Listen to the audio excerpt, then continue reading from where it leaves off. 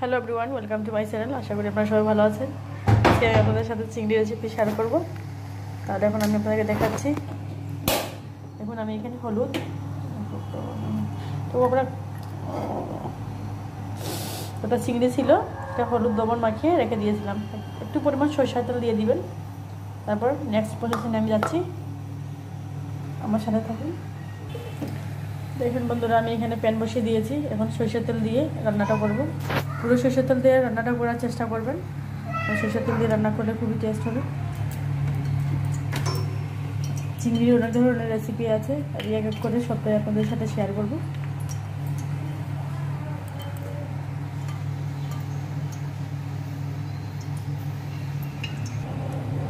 তাহলে বন্ধুরা এখন দেখেন, আমি এখানে এলাচি দিয়ে দিলাম দুটো, দারচিনি,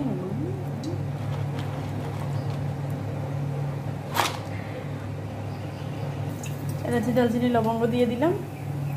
এখন একটু ভাজা ভাজা হয়ে গেলে তারপর আমি চিংড়িগুলো এক এক করে ভেজে নেব। যেই প্রসেসিংয়ে করি সেম প্রসেসিংয়ে আপনাদেরকে করতে হবে, তাহলে বুঝতে পারবেন। কোনো কিছু স্কিপ করলে চলবে না। দেখতে পাচ্ছেন একটু ভাজা ভাজা হয়ে গেছে, একটু সুগন্ধ ছড়িয়ে গেছে সব দিকে। এখন আমি এক এক করে দিয়ে দিচ্ছি চিংড়িগুলো।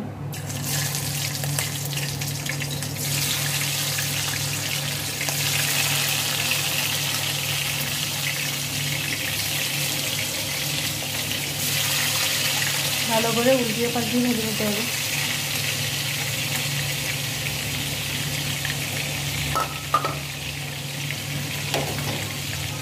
তাহলে বন্ধুরা এখন দেখুন, এখানে আমি দুটো কাঁকড়া ছিল, সেটা আমি এখানে নিয়েছি ভর্তা করব বলে।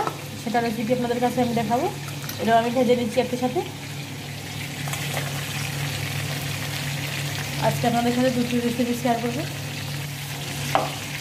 দেখতে পাচ্ছেন এক পাশে লাল হয়ে গেছে, অন্য পাশে উল্টিয়ে দিলাম।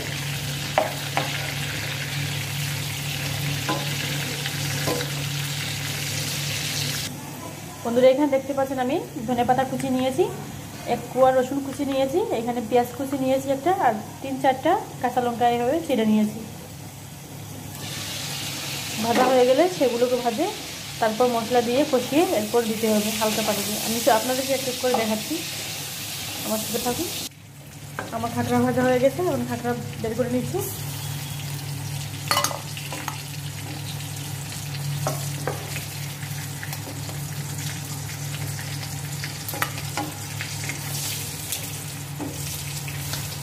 আমার চিংড়ি ভাজা হয়ে গেছে, এখন চিংড়িগুলো বের করে নিচ্ছি। দেখতে পাচ্ছেন খুব সুন্দর লাল হয়েছে, লাল লাল করে এইভাবে ভেজে নিতে হবে।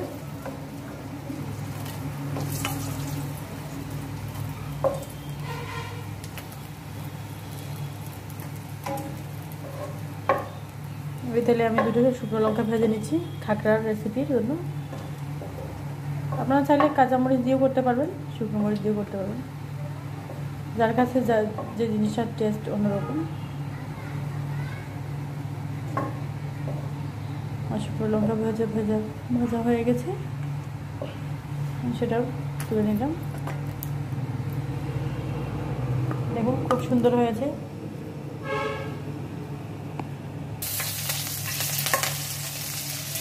দেখতে পাচ্ছেন বন্ধুরা, এখানে আমি কাঁচা লঙ্কা দিয়ে দিলাম। তারপর এক এক করে আমি পেঁয়াজ কুচি দিয়ে দিলাম,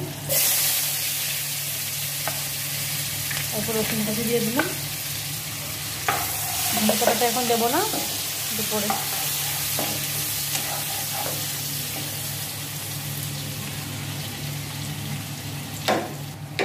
পেঁয়াজ এভাবে দিয়ে দিলাম, তাড়াতাড়ি গলে যাবে বলে একটু আমি লবণ ছিটিয়ে দিচ্ছি। এখন ঢাকা দিয়ে রেখে দেবো কিছুক্ষণ।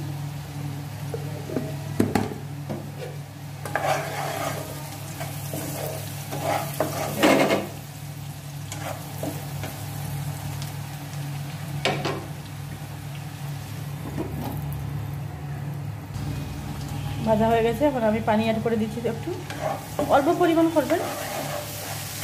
আমি এক এক করে এখন মশলাগুলো দিয়ে দিচ্ছি, যা যা দেবো সেটা আপনাদেরকে বলে দেবো।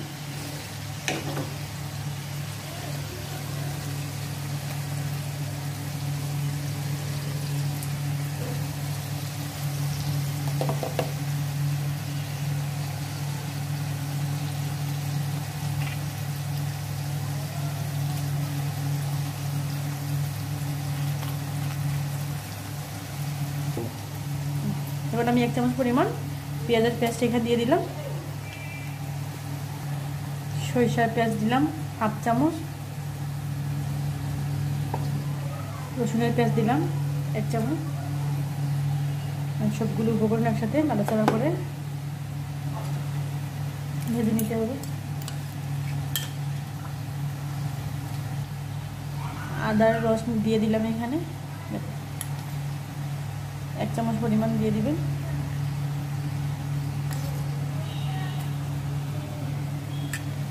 নাড়াচাড়া করে নিলাম।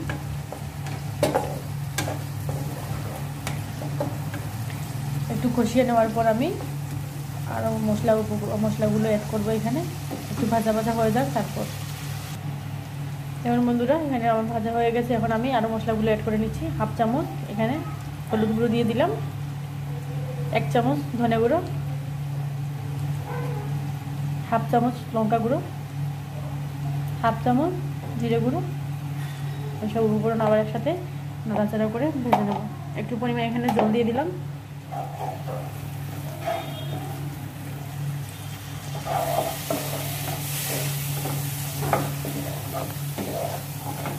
একসাথে মিশিয়ে এবার ঢাকা দিয়ে কিছুক্ষণ রেখে দিতে হবে। এখন আমি এখানে টমেটো অ্যাড করে নেব। মাঝারি সাইজের একটা টমেটো অ্যাড করে দেবো। আপনার হাতের কাছে যদি টমেটো না থাকে সেই পর্যায়ে আপনার লেবু রস ব্যবহার করতে পারবেন। একটু টক হলে ভালো হবে, সেজন্য। মশলা কষানো হয়ে গেছে। এখন আমি আগে যে ভেজে রেখেছিলাম চিংড়িগুলো দিয়ে দিচ্ছি, দিয়ে একসাথে কষিয়ে নেব। কষানোর পর পানি দিতে হবে। এখন মশলার সাথে খুব ভালো করে কষিয়ে নিতে হবে। এই পর্যায়ে আমি লবণ দিয়ে দিচ্ছি। লবণ যার যে স্বাদ অনুযায়ী দিবেন আপনারা।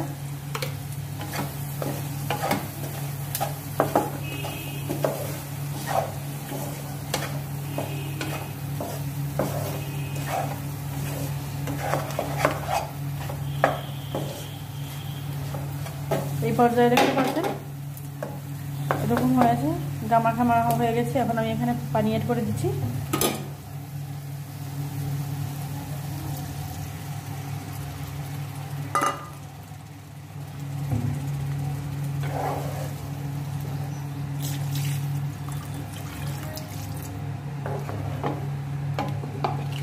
ঢাকা দিয়ে আমি কিছুক্ষণ রেখে দেব।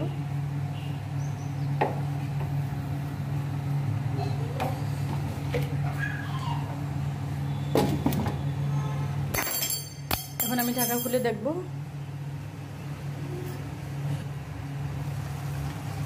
দেখতে পাচ্ছেন খুব সুন্দর কালার হয়েছে। এই পর্যায়ে আমি 2 রসুন মাঝখানে ছিঁড়ে দিয়ে দিচ্ছি।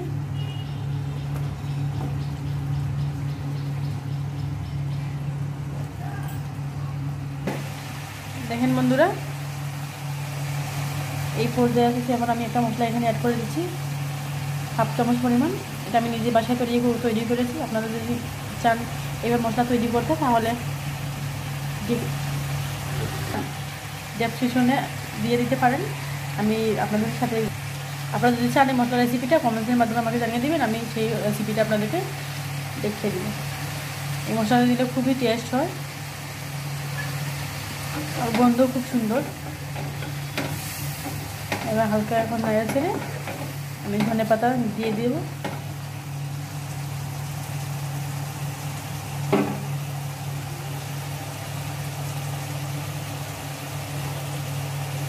ধনেপাতা কুচি দিয়ে দিলাম।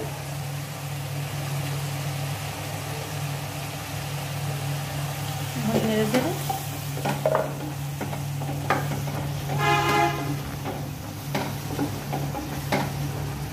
এখন আমি ঢেকে দেব।